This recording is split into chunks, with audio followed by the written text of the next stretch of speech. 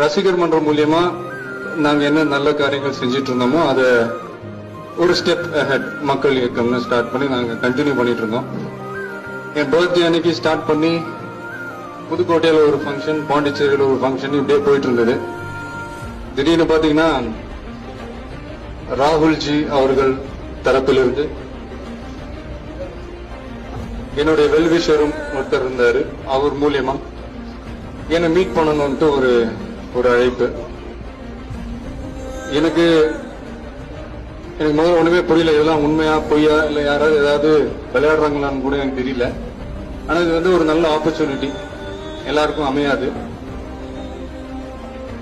அடுத்து ராகுல்ஜி அவர்கள் என்ன மீட் பண்ற அளவுக்கு நான் ஒன்றும் அவ்வளவு பெரிய ஆள் இல்லை.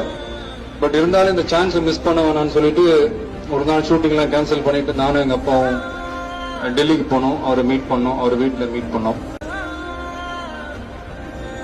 அவர் எங்ககிட்ட பேசின விதம், எங்களை ரிசீவ் பண்ண விதம் எல்லாமே பார்த்து நான் ரொம்ப ஆச்சரியப்பட்டேன், ரொம்ப மகிழ்ச்சியா இருந்துச்சு. அதாவது இந்தியாவுக்கே நீங்க ஒரு பெரிய மாற்றத்தை கொண்டு வரணும்ட்டு அவங்க பாடுபட்டுக்கிட்டு இருக்காங்க.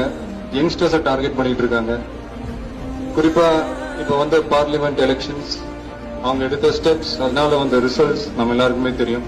சோ அப்பேற்பட்டவர் என்ன மீட் பண்ணது எனக்கும் சரி, என் ரசிகர்களுக்கும் சரி, தமிழ் மக்களுக்கும் சரி ஒரு பெருமையான விஷயமா தான் நான் நினைக்கிறேன். வண்டர்ஃபுல் மீட்டிங், லைஃப்ல என்னால மறக்க முடியாது.